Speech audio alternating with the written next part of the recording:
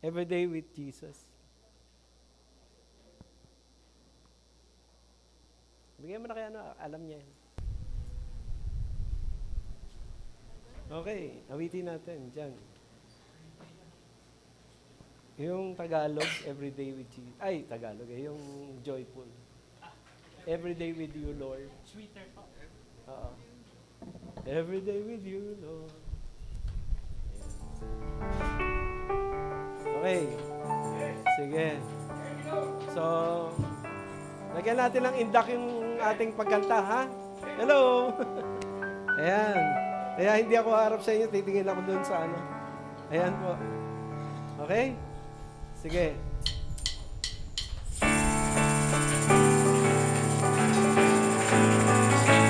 Every day with you, Lord, is sweeter than the day before. Every day with you, Lord, is sweeter than the day before. Every morning I will worship, every evening I'll adore. It's every day with you is sweeter, sweeter than the day before. Every day with you, Lord, sweeter than the day before. Every day with you, Lord, is sweeter than the day before. Every morning I will worship, every evening I'll adore. 'Cause every day with you is sweeter, sweeter than the day before. First one. Know you like I know you, to be loved like you love me. What I'm gonna do, worship, truly worship, from this heart that you are free. From the rising of the sun To the setting of the same, every day with you, Lord, is sweeter than the day before. Every day with you, Lord, sweeter than the day before. Every morning I will worship, every evening I'll adore. Every day with you is sweeter, sweeter than the day before.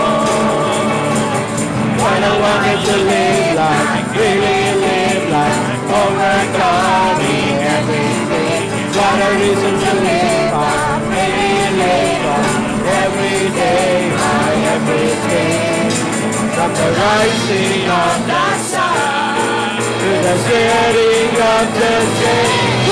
Every day with you, Lord, sweeter than the day before.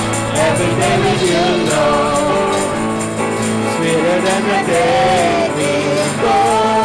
Every morning I will worship, every evening I'll adore. 'Cause every day with you is sweeter again than the day before. Every day. Every day with you, Lord. Hallelujah. Sweeter than the day before. Every day with you, Lord. Sweeter than the day before. Every morning I will worship, every evening I'll adore. 'Cause every day with you is sweeter, sweeter than the day before. For the last time, every day. Every day with you, Lord. Hallelujah. Sweeter than The day before. Every day with you, Lord. Hallelujah. Sweeter than the day before. Every morning I will worship, every evening I'll adore. 'Cause every day with you is sweeter, sweeter than the day before. Every morning I will worship, every evening I'll adore. 'Cause every day with you is sweeter, sweeter than the day before. Every morning I will worship, every evening I'll adore. 'Cause every day with you is sweeter, sweeter than the day before.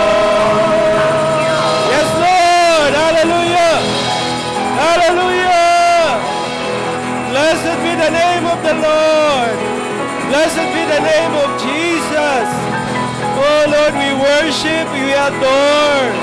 Oh Lord, you are amazing God. Hallelujah. Hallelujah, hallelujah, hallelujah. Hallelujah. Pag-pray po natin ang ating magiging pag-aaral. Lord, this morning, Lord, lahat kami, sige po, lahat tayo mag-pray. Lord, lahat kami ay tunay, Lord, O God, na nagpe-praise sa iyo, Panginoon. Lord, tulad ng aming inawit, Lord. Lord, every day, Lord, karoon kami, Lord, ng relationship sa iyo, ng fellowship sa iyo, Lord. Every day, Lord, O God. Palaging ikaw ay maidambana namin sa aming puso, Panginoon.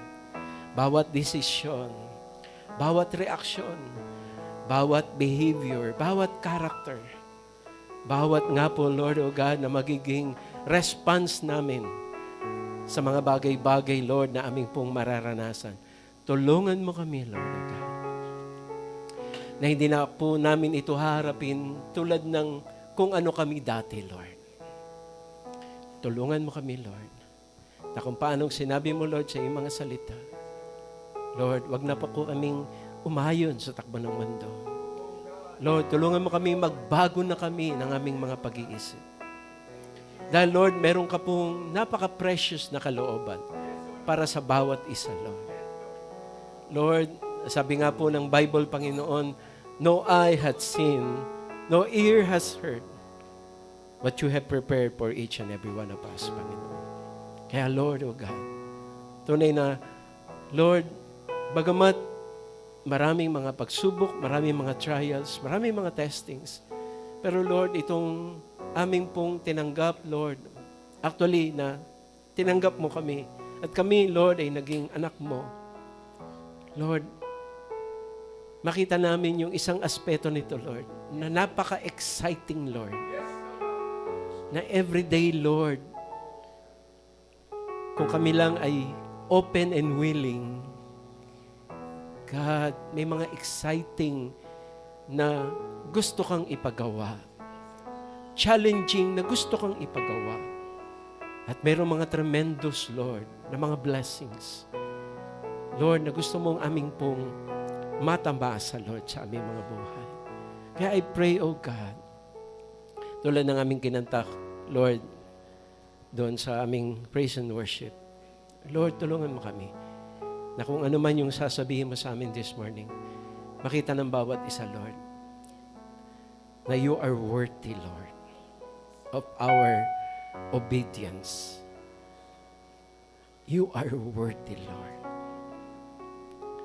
Na ano man ang iyong pinapagawa, ano man ang kailangan naming sundin, Lord, karapat-dapat ka sa aming pagsunod, sa aming pagtalima, Panginoon. Lord, kaya makita namin yun, Panginoon, this morning, Lord. So maraming salamat. I-bless mo ang iyong word as it goes out this morning. And i-bless mo kami, Lord, O God, at bigyan mo kami ng mga open heart and mind. At tunay nga, Lord, O God, huwag pong dumating ang iyong salita na walang gagawin sa bawat isa. Lord, kung paano kami pumasok, Lord, umuwi kaming transform na, Panginoon.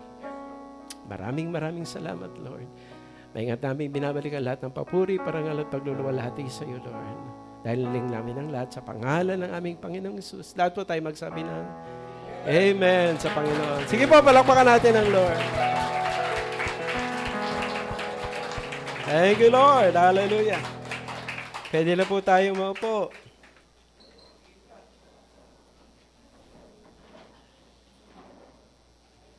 So as we settle down, mga kapatid, ang ating pong petsa ngayon ay September 21.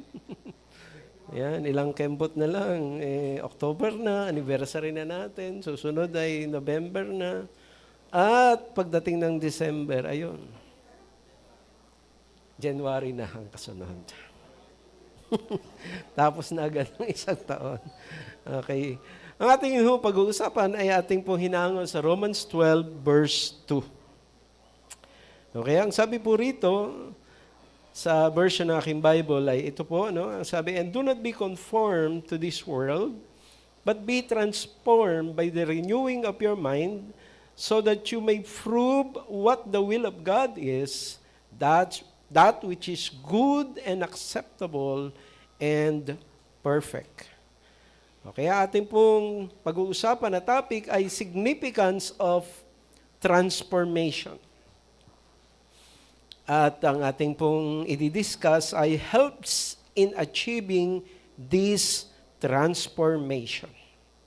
Okay, bilang panimula po, meron po akong mga statement na babanggitin. Una, sabi po rito sa salvation po, tayo ay binigyan ng bagong puso at bagong espiritu.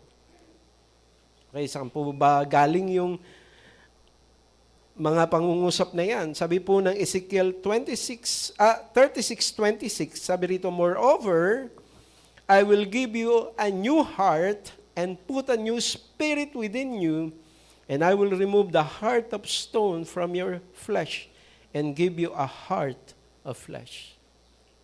Okay? So, paalala po sa bawat isa na naririto, kung talagang tinanggap mo na si Jesus bilang Lord and Savior, binigyan ka na ng Lord ng bagong puso at bagong espiritu. Pangalawa na gusto nating sabihin, sa salvation din po, tayo ay binigyan ng Holy Spirit. Although nabanggit na po natin yan last Sunday, pero inuulit lang po natin. At ang tanong, saan po natin yan kinuha? Sabi rin po ng Ezekiel 36, verse 27 naman, I will put my spirit within you and cause you to walk in my statutes, and you will be careful to observe my ordinances. Okay? So, reminder lang po mga kapatid, kung tinanggap mo na si Jesus bilang Lord and Savior, binago ng puso mo, binago ng spirito mo, at ang sabi, binigyan ka ng Holy Spirit. Amen? Kaya lang po, mga kapatid, meron po tayong mapapansin sa Ephesians 4:24. At subalit, lahat tayong naligtas ay binigyan ng tungkulin. Okay? Pakisabi sa inyong katabi, tungkulin. Okay? Binigyan po tayo ng tungkulin. At ano po yung tungkulin na yun? Na mag-renew, hindi lang ng isip, kundi ng espiritu ng ating isip. Okay? Tandaan niyo po mga kapatid, hindi lang po isip, kundi espiritu. Yan po ang sabi ng Ephesians 4:24. And that you be renewed in the spirit of your mind. Okay? You will be renewed in the spirit of your mind. At kaya pala, ito na, babalik tayo dun sa ating text. Kaya pala sabi sa Romans 12:2, ito po ang utos sa ating lahat na naging Christian. Sabi rito, and do not be conformed to this world, but be transformed by the renewing of your mind so that you may prove what the will of God is and that which is good and acceptable and perfect. So, ano po yung significance ng utos na ito at paano natin ito masusunod at magiging discussion po natin ngayong umaga, yung pong binanggit ko. So, tayo na pong mag-aral at umpisahan po natin sa, una, significance of this transformation. Ayon po uli sa Romans 12:2, and do not be conformed to this world, but be transformed by the renewing of your mind so that you may prove what the will of God is and that which is good and acceptable and perfect. So dito makita po natin na ayon po dun sa ating pong text, yung pong significance ng transformation na yon ay, ang mangyayari po, pag sinunod natin yung unang sinabi sa verse 2 ng 12, chapter ng Romans, sabi dito, that you may prove what the will of God is. Yun po yung significance kapag ka ang bawat isa po sa atin ay hindi na po umayon sa takbo ng mundo at nagbago na po ng pag-iisip, ano po mangyayari? Ating pong malalaman, ating pong mababatid kung ano po ang kalooban ng Diyos. Amen? Amen? So, importante po yung utos. Kasi, yung utos na yun ay magdadala sa atin at magbibigay sa atin ng kakayanan at kaalaman na sa tuwing tayo ay magpapasya Sa tuwing tayo ay may gagawin, sa tuwing tayo po, mga kapatid, ay magbibehave, at tuwing tayo po ay magpapakita ng ating ugali, ay gagabayan po tayo dahil nga po tayo po ay nagsikap na hindi na umayon ng mundo sa mundo at sa halip ay baguhin yung ating isip. So madali na po nating malalaman kung ano po yung kalooban ng Panginoon. Alam niyo po, yung pagbatid ng kalooban ng Lord ay hindi po madali. Hindi po madali. Kasi ikaw at ako, meron po tayong nakagawian. Pakisabi sa iyong katabi, may nakagawian ka. Tama po ba? Okay? Ako po ay 63 years old at magsi-64 na. So yung iba po dito, siguro mga 20 years pababa kayo. So medyo madali pang makalas yung mga nakagawian nyo. Yung mayroon yung umabot na ng mga 40, mga 50, 60. Bago natin makakilala ang Lord, medyo nag-ugat na yung mga ugaling yun sa atin. Nandiyan pa ba tayo? Nag-ugat na yun. Nagsanga-sanga na yung ugat nun. At dahil doon, mga kapatid, kahit born again ka na, at may bagong puso at bagong espiritu, hanggang hindi pa natatransform yung isip,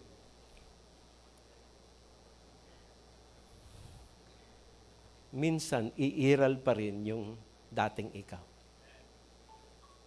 Yung dating ugali. Yung dating nakagawian. Amen? Hello? Kasi bawat pamilya po, mayroon po yung sistema eh. Ako po, sa pamilyang kinalakihan ko, exclusive kami. Tapos yung kinalakihang pamilya ng naging misis ko, iba naman. Nag-a-accommodate sila ng mga kamag-anak. So kaya nung kami po ay naging magkasama, ang laki pong challenge sa akin yun. Kasi lalo na nung nagpatuloy na kami ng mga kamag-anak niya doon sa bahay, hindi po ako sanay doon. So ang laking challenge nun sa akin. Pero nakatulong po yun para makita ko na ang mundo ay hindi lang yung mundo ko. Meron ding ibang mundo. Amen? Amen?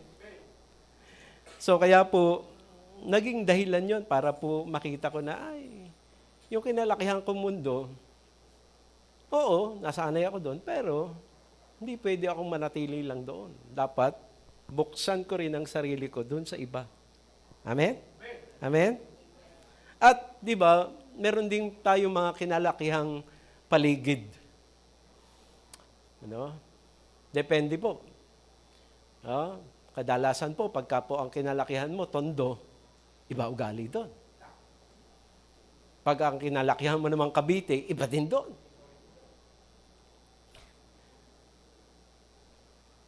Pag lumaki ka din ng Taguig, iba din dito.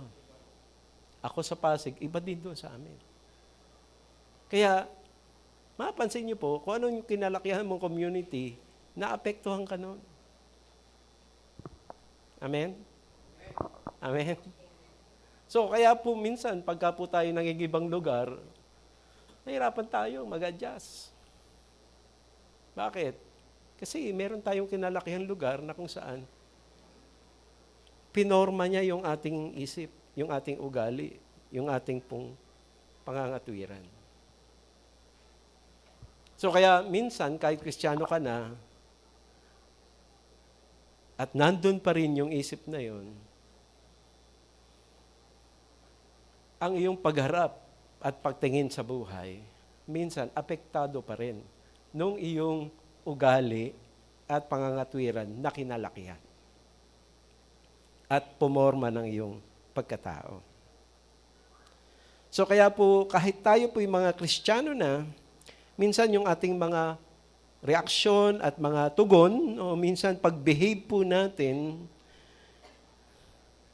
minsan, yung pa rin dati tayo, ang ating pong naitutugon, hindi po yung bagong tayo na. Kaya po sa ating pag-uusap, gusto ko pong ipakita sa ating lahat, kasama po ako doon, na napakahalaga po nitong sinasabi sa atin ng Romans 12:2. Importante po ito. Na yun, tayo po ay magkaroon po ng tinatawag na significance na pagbabago sa ating pong mga isipan. Alam nyo, mga kapatid, kapag hindi po natin po i-welcome itong pagbabagong ito, mahirapan po tayo. Kasi yung ating pong nakasanayan, yung mga humubog po sa ating pong ugali at pangangatwiran, ibang-iba po doon sa nais ng Lord. Pag binasa po natin ang Isaiah 55 verse 8 to 9, dito po tayo magugulat. Kasi ang sabi po ng Lord, "For my thoughts are not your thoughts, nor are your ways my ways, declares the Lord. For as the heavens are higher than the earth, so are my ways higher than your ways, and my thoughts than your thoughts." So dito, mga kapatid, makikita po natin na importante po, nandiyan pa ba tayo? Importante po itong pagbabago ng isip. Kasi naka-record lahat yan din sa isip natin. At kung ano po yung ating mararanasan at mararamdaman at makikita, yung isip po ang magdidikta kung anong yung magiging tugon. So kaya po, ang sabi po sa atin, mga kapatid, importanteng gawin po nating priority, pakisabi sa inyo katabi, priority, ang magbago ng isip. Amen? Amen? Gawin nating priority. Unahin natin to. Kasi bakit? Ano po yung significance ng pagbabago ng isip? Sabi ng Romans 12:2, letter C, sabi doon, "So that you may prove what the will of God is." So para po sa bawat ating haharapin, sa ating mararanasan, sa ating pong mga pupuntahan at gagawin at pagdidesisyonan, mga kapatid, guided tayo ng will ni Lord. Guided tayo. Pero alam niyo po ba, mga kapatid, na base doon sa ating text, ang will ng Lord ay meron pong good, merong acceptable, at merong perfect. Kaya po, hindi po ibig sabihin na, ay, ito ang gusto ng Lord. Iisipin natin na, hindi, okay na ako, alam ko na yun. Hindi po, mga kapatid, meron pong tinatawag na category. Okay, mamaya makikita niyo po yan. Na yung pong una ay good, yung pangalawa ay acceptable, ang ibig sabihin po nun better, at yung pangatlo ay perfect, ang ibig pong sabihin nun ay best. Okay? So tingnan niyo po, mga kapatid, halimbawa ko yung sarili ko at tingnan niyo po, mga kapatid, kung paanong importante na dapat ang bawat isa ay magkaroon ng pagbabago ng isip. Okay? Kasi meron tayong mga kinalakihan. At depende doon sa ating mga kinalakihan, yung ating pong mga pangangatwiran at pananaw sa buhay. At para ipakita ko po yun sa inyo, tingnan nyo po, sasabihin ko sa inyo. Halimbawa, example ko yung aking sarili. Okay, ako po ay balo at ako ay 63 years old. So ang tanong, ano po ba yung mabuti sa aking sitwasyon? Kasi siguro, pag nagtanong ako dito, meron silang ganitong sasabihin.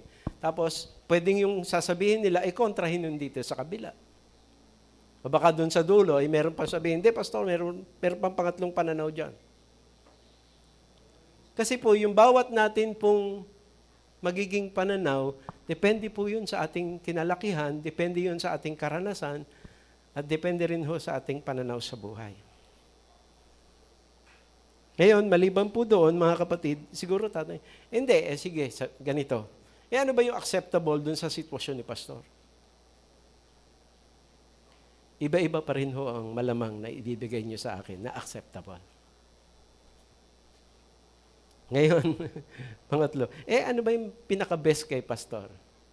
Malamang ho, iba-iba pa rin ang ibibigay niyo. Kasi ang bawat isa po sa atin, meron po tayong naging paniniwala sa mga maraming bagay sa ating pong buhay. At yung iba yon na mga pananaw natin, nag-work yun sa inyo. At yun nga ang dahilan, kaya po yun ang ating ipinapayo at yun ang ating paninindigan sa buhay. Pero hindi ibig sabihin na nag-work sa isang tao ay magwo-work sa iba.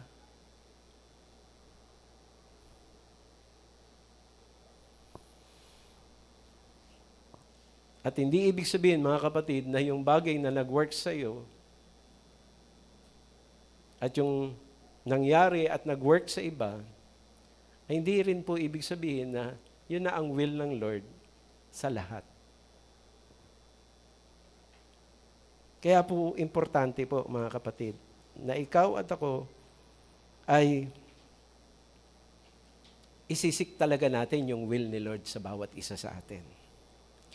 Kasi alam niyo po, maraming pagkakataon na bawat isa sa atin, kapag tayo po ay meron pong naisip at meron na plano, minsan humingi tayo ng payo. Tama po ba yan?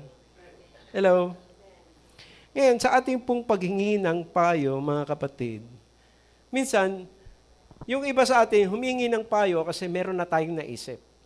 Yung iba naman, humingi ng payo kasi wala pa silang desisyon.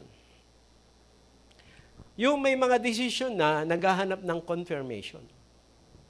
Yung wala pang desisyon ay naghahanap pa sila na kung ano yung medyo ayos sa kanilang pandinig. Now, ito po ang problema. Ang problema po ay, papaano kung hindi mo pa alam ang gagawin mo, tapos meron kang nahinga ng payo, pero yung nahingan mo ng payo, yung kanyang alam at natutunan lang, ang kanyang ibibigay sa iyo. Ano mangyayari? Kaya nga po importante na ikaw at ako, mga kapatid, ipag-pray natin, Lord, tulungan mo ako na yung aking kinalakihan, na yung aking naging ugali, yung aking naging pananaw, tulungan mo ako, Lord. Kasi bakit? Ulitin ko lang po, my thoughts are not your thoughts, my ways are not your ways. Alam nyo, may mga pagkakataon po na yung ating ipapayo ay makakabuti. Pero kung may mga pagkakataon na ipapayo natin, hindi po makakabuti. Kaya importante po, mga kapatid, na ikaw at ako ay talaga pong mag-desire ng pagbabago ng isip. Pero maliban po doon, mga kapatid, yung pong kayang alamin ng mga bata na mabuti, kapag ang natanong mo ay yung mga young men, magkaiba po sila ng sasabihin. Kasi yung mabuti na alam ng mga bata, yung young men, ang alam nila, acceptable na. Hello?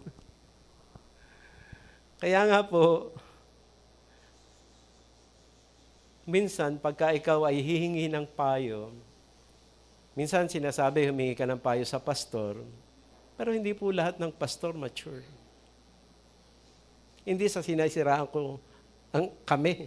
Hindi, kasi sinasabi ko to para i-challenge ko kami na mga naglilingkod sa Lord na huwag kaming manatiling children, magiging young men kami, pero huwag kaming huminto dun sa growth kasi merong pang fathers.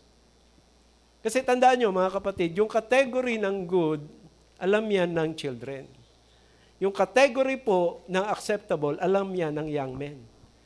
Pero yung mga fathers, ang alam nila, yung best. Kaya importante po, mga kapatid, na alamin mo yung will ng Lord, pero nag-iiba-iba po yung will ng Lord, depende po doon sa iyong kausap.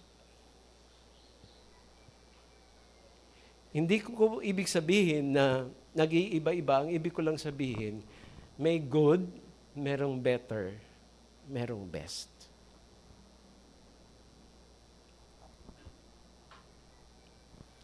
Kaya po, mga kapatid, itong transformation na ito ay napaka-importante po para sa bawat isa sa atin. Kasi necessary po, mga kapatid. Kasi alam niyo po, may mga Christian na minsan kulang ng wisdom. Yung iba naman kulang ng discernment. Alam niyo, yung iba, tignan ka pa lang, alam na niya. Yung iba, kailangan ka pang magsalita para lang malaman niya. Yung pong Espiritu ng Panginoon, higit pa po yun doon sa pinag-aralan mo na psychology. Iba po yung discernment na binibigay. Kaya sana po, ma-challenge tayo. Kasi, in one way or the other, may mga lalapit sa iyo at magtatanong. Amen? Amen? At kahit ikaw minsan, magtatanong ka, ano bang tama dito? Ano bang mali? Importante po, mga kapatid. So, kaya po, kailangan natin ng katulong. Amen? Kaya po, ito po yung pangalawa natin i-discuss. Ano po ba yung mga helpers? O ano po yung pwedeng tumulong sa atin? Para po tayo ay makaranas po ng transformation. Una po sa lahat ay ang Spirit of God. Pag binasa po natin ang Ezekiel 36:27, sabi niya, I will put my spirit within you and cause you to walk in my statutes, and you will be careful to observe my ordinances. Sabi po ng description ni Jesus na tungkol sa Holy Spirit, sabi niya, but when He, the Spirit of truth, comes, He will guide you into all the truth. He will not speak on His own initiative, but whatever He hears, He will speak, and He will disclose to you what is to come. He will glorify me, for He will take up mine and disclose it to you. So dito, mga kapatid, nakikita po natin, importante po pala ang Holy Spirit. Kaya pala siya ibinigay sa atin. Amen? Sabihin niyo uli sa inyong katabi, meron ka ng Holy Spirit. At dahil doon, kapatid, yung Holy Spirit ang tutulong sa iyo. Kasi ang sabi nga po doon, kailangan hindi lang yung isip ang baguhin, yung espiritu ng isip. So, yung espiritu ng isip, meron tayo, yung espiritu yan ng mundo. Pero ngayon, mga kapatid, sabi mo nga po ni Paul, yung espiritu po ng mundo, pinatay nila si Jesus. Pero kung hindi nila alam na yung kamatayan ni Jesus sa magiging daan para magkakaroon ng salvation, hindi nila yung gagawin. Pero nga yun nga ang mundo Di ba? Parang yung pagpatay po doon sa isang kilalang lingkod ng Lord. Pinatay siya, binaril siya. Pero naging daan yun para maraming magising na, ay, teka muna. At mamumultiply po siyempre yung buhay niya na dating isa, ngayon mas marami na yung mag-i-stand para sa truth. So, nung pinatay nila si Jesus, akala nila, napatay nila, hindi nila alam na yun ang magiging daan ng kaligtasan. Kaya nga po, mga kapatid, importante na tayo ay ginaguide, hindi ng spirito ng mundo, kundi ng spirito ng Panginoon. Kasi, di ba, pagka merong nagtalisod sa iyo, anong gagawin mo? Upakan mo. Di ba? Di ba? Ganon. Di ba, ang ugali natin gumanti Di ba? Manood ka, kapatid, ng TV at makikita mo, paghihiganti ang tinuturo. Magbasa ka ng mga nobela at makikita mo, paghihiganti ang tinutukoy. Yan kasi ang spirito ng mundo. Andyan pa ba tayo?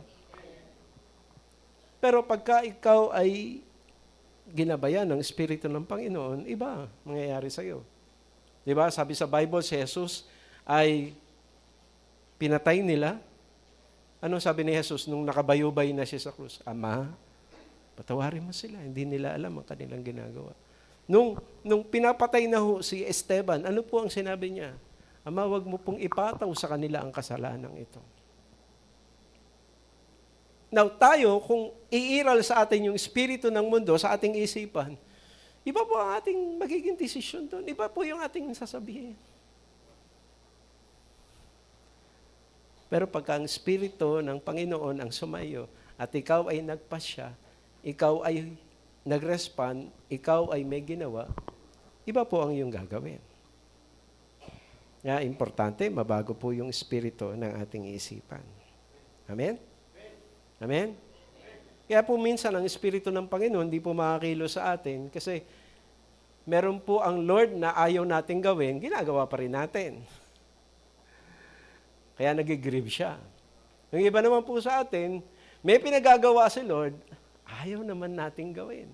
Kaya naman nakukwensya. Ang tanong, kailan po yan, pastor, nangyayari? Kadalasan po, mga kapatid, nakukwensya pagdating na ng testimony. No? Bakit ba kinakabahan ako? Hindi, kasi gusto na ng Lord, ikwento mo na. Tapos, nag-testimony ka naman. Sa halip na banggitin mo ang Lord, ang nabanggit mo, sarili mo. Hindi naluwalhati si Lord. Nag-grieve ang Holy Spirit. So kaya po, nangyayari po yun, mga kapatid. Kaya po tayo, minsan, dapat nating makita na ang pagkilos ng Holy Spirit ay hindi lang minsanan. Araw-araw magpapasya tayong magpagabay sa kanyang Espiritu. Para hindi yung Espiritu ng mundo ang ating magiging desisyon. Sino pa ang pwedeng tumulong sa atin? Salita ng Diyos. Pag binasa niyo po ang Josue, chapter 1, verse 8, sabi, "This book of the law shall not depart from your mouth, but you shall meditate on it day and night, so that you may be careful to do according to all that is written in it, for then you will make your way prosperous, and then you will have success." Sino po rito yung ayaw magtagumpay? Wala naman pong ganun eh. Sino po sa atin? Lahat gusto magtagumpay. Siyempre, lahat tayo, nakataas ang kamay natin. Baka pati paa pa nga, itaas natin eh. Di ba? Pero ang sabi, ang tagumpay ay makakamit kapag nagpagabay tayo sa salita ng Diyos. Kasi bawat isa sa atin meron tayong alam. Bawat isa sa atin meron tayong naranasan, meron tayong natutunan. So minsan pag hinarap na natin ang mga sitwasyon at pangyayari sa ating buhay, kung hindi tayo magpapagabay sa salita ng Diyos, sigurado ang ating desisyon ay kung ano yung ating alam at natutunan. Hindi po lahat ng ating alam at natutunan ay tama o mabuti. Maaring siguro nung isang sitwasyon, umubra, pero hindi sa lahat ng pagkakataon uubra yun. At syempre, lalo na ngayon, na Kristiyano ka na. Amen? Amen? Dapat yung salita ng Lord ang iyong gabay sa iyong buhay. Pero, ito po ang problema. Sabi kasi ng Awit, chapter 1, verse 2, "But his delight is in the law of the Lord, and in his law he meditates day and night." So dito mga kapatid, importante na talagang yung salita ng Diyos ay pinaglalaanan natin ng panahon. Amen? Amen? Hindi lang binabasa. Sa buong maghapon, iniisip mo yung nabasa mo. Amen? Hello? Ngayon ang tanong, pero paano ito mangyayari na yung salita ng Lord ay magagabayan ka kung hindi ka nagbabasa ng Bible? Hello? Hello? Diba, sabi, magtatagumpay ka kung susundin mo yung, hindi po yung experience mo, kundi yung sinabi ng Bible. Pero paano ka, kapatid, makakasunod dun sa sinabi kung ang iyong araw-araw hindi ka nagbabasa? Imposible po yun. Tapos kung magbasa ka, namimili ka naman ng babasahin. Di ba? Alam nyo mga kapatid, tayo po, palagi pong tuwan-tuwa tayo pagka po meron pong sinabi na promise. Amen? Amen? Pero tandaan nyo mga kapatid, bawat promise may condition. At importante po mga kapatid, di ba? Ano pong sabi? Tayo gustong-gusto natin yung Matthew 6:33. Kasi ang nakalagay doon sa dulo, ano? And all these things shall be added unto you. Yun ang gustong-gusto nating part eh. 1,000,000, mapapasayo. Kotse, mapapasayo. Tablet, mapapasayo. Laptop, mapapasayo. Asawa, mapapasayo. Pero nakalimutan natin, sabi na, seek first the kingdom of God and His righteousness. Saka lang sinabing, and all these things shall be added unto you. Yun po yung ating pong problema. Gusto lang natin yung pangako, ayaw natin yung condition. Alam niyo, pagdating po sa mga utos ni Lord, kung ano yung madali sa atin, yun ang gustong-gusto natin. Pero ang problema, pag mahirap na. Amen? Amen? Di ba? Pag sinabing, huwag kang magalit. Nako, ayaw natin nun. Nangangatwiran pa tayo. O kaya pag sinabing, huwag ka na magsiselos. Huwag ka na maiinggit. Problema natin yun. Lalo na pagka sinabing, magbigay ka. Nako.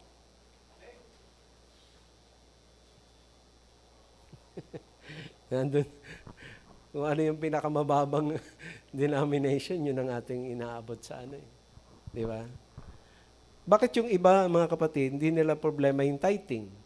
Bakit yung iba, problema nila yun? Kasi nga po, mga kapatid, yung espiritu ng ating pong isip, iba pa. Alam niyo po, ang espiritu ng isip natin ay pagtanggap lang. Amen? Hello? Hindi pa po natin nagiging espiritu yung nagbibigay. Kasi kung ang espiritu ng isip mo ay sa espiritu na ng Lord, nasabi po ng Bible, for God so loved the world, He gave. He gave. And by the way, yung binigay niya, His only begotten Son. Okay? Si Ricky po, 4 yung anak. Pero pag hiningi mo yung isa, magagalit siya. Di ba? Yung iba, kahit pa 7 yung anak nila, hindi mo pwedeng hingin yung isa. Kasi anak nila yun eh. Pero yung nag-iisa na lang, ibibigay pa, lalong mabigat yun. Pero mga kapatid, yun po ang espiritu ng Diyos. Yun po yung salita ng Diyos. At gusto kong sabihin sa bawat isa, mga kapatid, basahin po muna natin yung sinasabi ng Acts 20:32. And now I commend you to God and to the word of His grace, which is able to build you up and to give you the inheritance among all those who are sanctified. Pakisabi niyo po sa inyong katabi, sa pagsunod, may kalakasan. Yun po ang sabi. Tayo po minsan, pagka po medyo mahirap na ipapagawa, ayaw nating gawin. Ginagawa lang natin yung pong madali. Kaya minsan, pasensya lang po sa term, mahina tayo. Kasi gusto lang natin yung madali. Pero alam nyo, mga kapatid, kapag ka pinag-utusan tayo ng Lord na mabigat na utos, kapatid, pag ginawa mo yon, mabigat din yung grasyang kalakip nun. Kaya marami sa atin, mga kapatid, mahina. Kasi nga po, namimili lang tayo ng madali. Pero tignan niyo po yung mga taong hinubog po ng karanasan. Mga desisyon na medyo mabibigat. Matitindi po yung kanilang karakter. Ganun po sa Bible. Kasi bakit? Sa pagsunod, may kalakasang kalakip. May biyaya ng Diyos. Amen? Amen? Amen? Hello? Kaya kung sino sa atin na nagpe-pray, Lord, palakasin mo ko. Yun ang dahilan, kapatid, kaya nagkakaroon ng problema. Yun ang dahilan kaya nagkakaroon ng mga sitwasyon na kung saan, kapatid, hindi mo yung kalaban, kakampi mo yun, pinapalakas ka nun. Pero ang kalakasan dadating kapag nagpasya kang sumunod doon sa nabasa mong salita ng Diyos. Kasi sabi, I commend you to the Word of God which is able to build you up and to give you the grace. So sa bawat pagsunod mo doon sa salita ni Lord, kapatid, may grasyang kalakip yun na tutulong sa iyong makasunod ka. Kaya pala sabi sa Bible, it is God who work in you both to will and to work for His good pleasure. Kaya pala sabi po ni Lord kay Paul, my grace is sufficient for you. Sumunod ka lang, Paul, at kakayanin mo yan. Amen? Amen? So, pakisabi niyo sa inyong katabi, sundin lang natin ang salita ni Lord at dalakas tayo. Okay, sino tutulong? Holy Spirit. Sino pa? Salita ni Lord. At ito po mga kapatid, ang tutulong sa atin para makapagbago, ang ating mga pagpapasya. Okay, sabi po ng Romans 12:2, and do not be conformed to this world, but be transformed by the renewing of your mind. Tutulungan tayo ng Holy Spirit once we decide to obey. Diba? Kasi, tingnan niyo po yung sinabi ng Ezekiel 36:20, and I will put my spirit within you and cause you to walk in my statutes, and you will be careful to observe my ordinances. So, yun ang gagawin ng Holy Spirit. Magwo-work sa atin ang grasya ng Diyos once we choose to obey His Word. And now I commend you to God and to the Word of His grace, which is able to build you up and to give you the inheritance among those who are sanctified. At higit sa lahat, mga kapatid, makakasunod po tayo kapag lalayo po tayo sa mga bad influence. Ito, decision na natin to. Hindi po ito gagawin ng Diyos. Tandaan niyo po, nung pong si Joseph ay inaakit na ho ni Mrs. Ano pangalan nun? Mrs. Potiphar. Okay? Ano ginawa ni Joseph? Sinabi ba niya, I rebuke you in Jesus' name. Get out. Wala siyang sinabing gano'n. Anong ginawa ni Joseph? Tumakbo. Amen? Amen? Nagpe-pray tayo, Lord, tulungan mo ko na ako, Panginoon, ay tunay na maging malinis. Ako, Lord, O God, ay tunay na maging matuwid, Lord.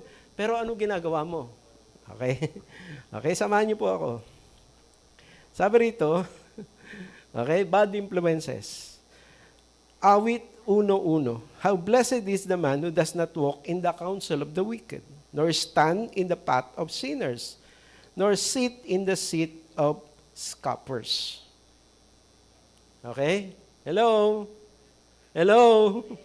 Mga kapatid, whether you like it or not, yung mga binabarkada mo at ginagawa mo talaga mga best friend, whether you like it or not, na-influensya ang kanila. So kung hindi ka iiwas at magpapasya na mamili ng iyong sinasamahan, mahirapan ka sa iyong mga desisyon. At sabi nga po ng unang Korinto 15:33, do not be deceived, bad company corrupts good morals. So meron po talagang mga kapatid na ikaw, oo, nandiyan ang Holy Spirit, oo, nandiyan ang Word of God. Pero ikaw mismo kapatid, you have to decide. You have to choose. Amen? Hello? Hello? Kung sino sinasamahan mo. Kung sino kinakaibigan mo. Hindi po ko po sinasabi na hindi mo sila kilala. Amen? Amen? Pero wag mo silang barkadahin. Ay, hello. Yan. Pag lumalabas po ako dyan, meron pong nabati sa akin dyan, meron pong natango sa akin. Kilala ko sila. Pero, sino kasama ko? Sino kakwentuhan ko? Sino hinahayaan ko mag-impluensya sa akin? Yun po yung mas mahalaga. Amen? Amen? Tandaan nyo, nandyan yung Word of God. Tandaan nyo, nandyan po yung Spirit of God. Pero, mga kapatid, kailangan gamitin mo ng tama ang iyong pagpili. Amen? So kapatid, kaya po sabi, ikaw ang magbabago ng isip. Amen? Ikaw yung hindi naaayon sa mundo. Ikaw yun. Tutulungan ka ng salita ng Diyos, tutulungan ka ng banal na Espiritu, pero kailangan mong magpasya. Kailangan. Tingnan po natin yung awit 15. Samahan niyo po ako doon. Ito po yung halimbawa ng pagpili.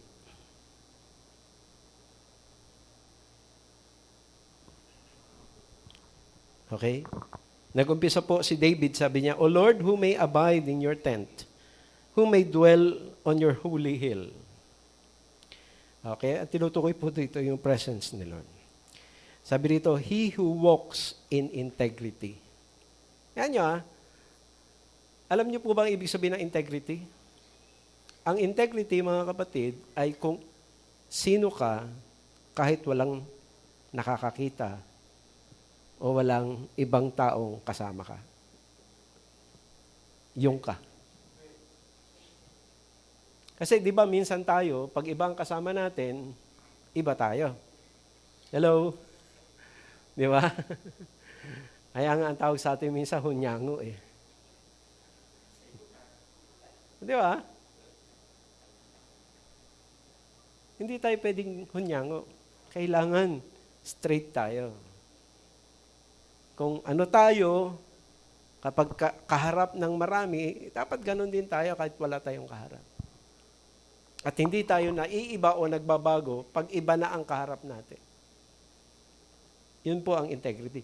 At yun ay nakukuha sa pagpapasya. Pangalawa, and works righteousness, ayan, di ba? Sa araw-araw, magpapasya ka. Ano bang gagawin ko? Matuwid ba? Sapis dito, and speaks truth in his heart. So dito, makita ninyo mga kapatid, na yung po palang, yung po palang pagsasalita, pipiliin mo din yung sasabihin mo. Sabi rito, he does not slander with his tongue. Now, tayo po kasi na mga Kristiyano, minsan, yung mga kwentuhan natin, ginagawa natin pagkakataon para magchismis. Huwag po natin gawin. Kasi ang sabi po ng Hebrews 10:24, kung hindi ako nagkakamali, ang sabi po doon, yung ating pagtitipon ay gamitin natin para magpalakasan sa bawat isa. So, hindi po nakakalakas yung ikakwento mo si ganyan, si ganon. Hindi nakakalakas yun. Iba po ang ating napapalakas nun. Nagiging suspicious yung ating mga isip. Hindi po yun ang gusto ng Lord. Sabi pa rito, nor does evil to his neighbor. Ayan. Pagkaharap mo, nakangiti ka, pero pagtalikod mo, naku, alam niyo ba yan? Nakapatay tayo doon. Pinagpapasyahan po yun na hindi po ibig sabihin na dapat makita po natin yun. Na dapat totoo tayo. Pero hindi ko po ibig sabihin dapat aaway mo. Hindi ho eh. Ang ibig ko lang sabihin po, mga kapatid, pag binati mo siya, pero wala ka ng side na mga sasabihin tungkol pa sa kanya. Tuloy natin. Nor takes up a reproach against his friend. Okay? Nandyan pa ba tayo? Meron po tayong mga kwentuhan. At pagkatapos po, yung ating pong kakwentuhan, may sinabi sa isa nating kakilala. Mga kapatid, alam nyo, naalala ko po, nung nabubuhay po yung misis ko, meron po siyang kaibigan. Doon po sa kanilang meeting, ang pinag-uusapan ay yung misis ko. Tumayo po yung kanya pong kaibigan at sinabing, bakit natin pinag-uusapan yan? Wala. Paano niya na mapapaliwanag ang sarili niya?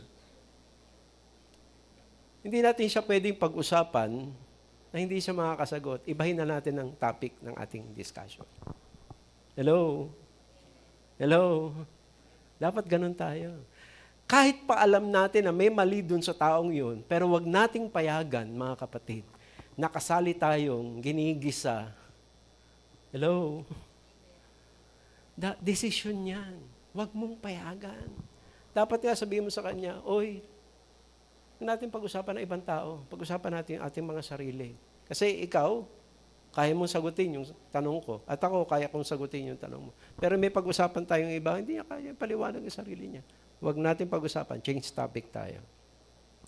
Hello? Sabi rito, in whose eyes a reprobate is despised. Alam niyo mga kapatid, sa totoo lang po, pipiliin dapat natin ang pinapanood natin na palabas sa TV. Hello?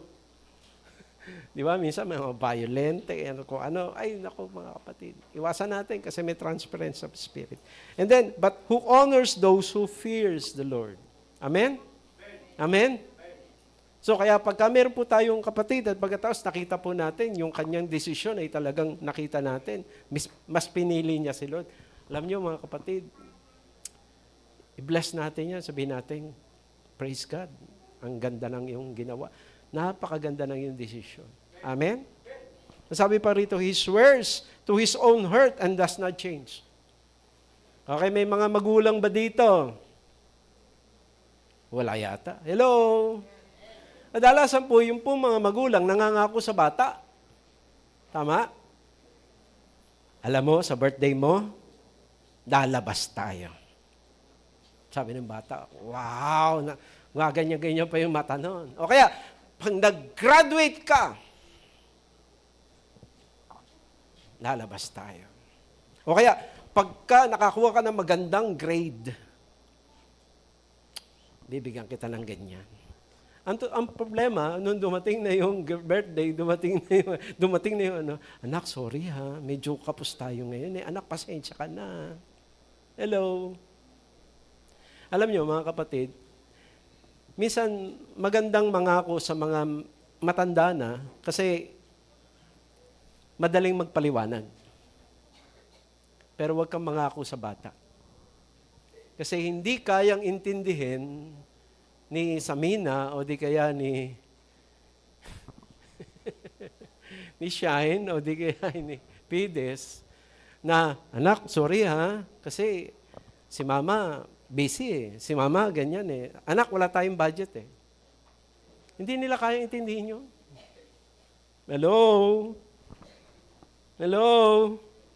Tapos minsan, merong nag-invite sa'yo. O kapatid, attend ka. Yes, attend ako. Tapos bandang uli, sorry hindi. Mga kapatid, pagka nagsabi tayo ng yes, yes yun.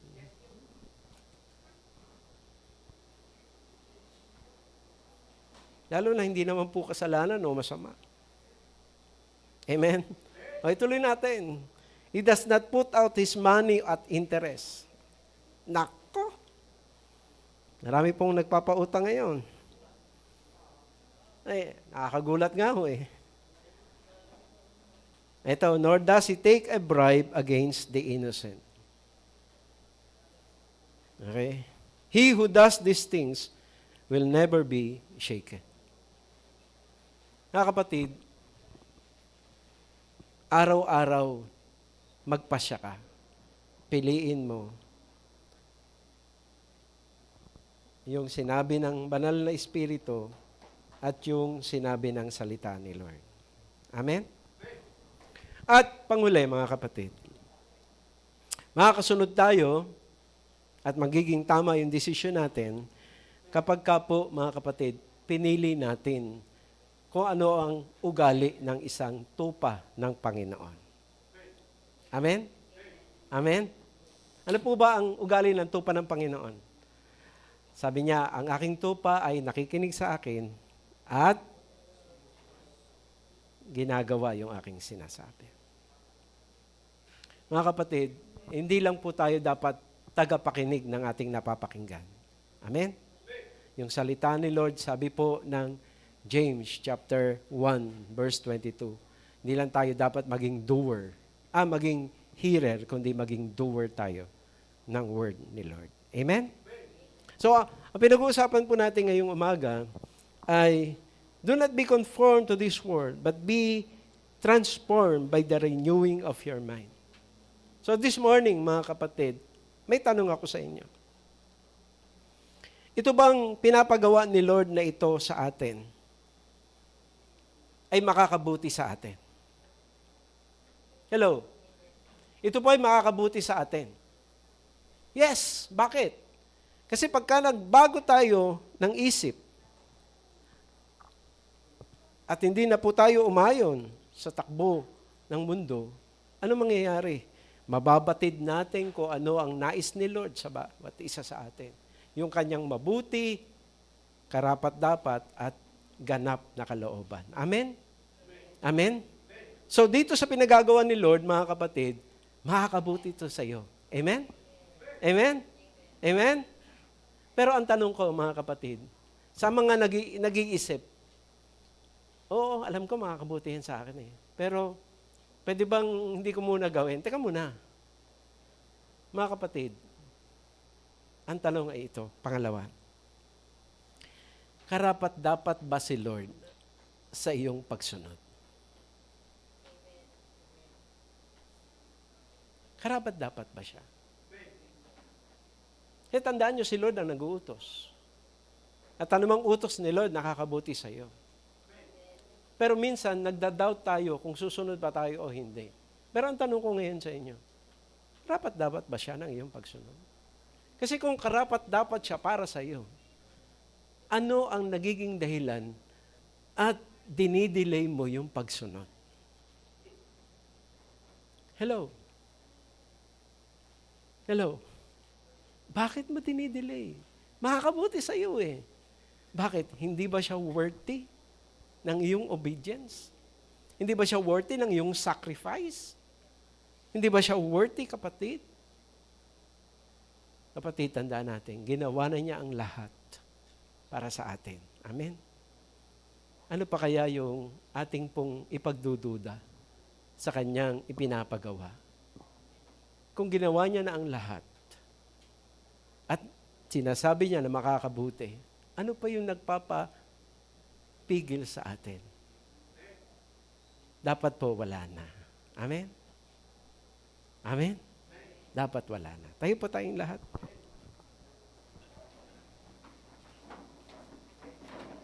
Okay, awitin po natin itong Is He Worthy?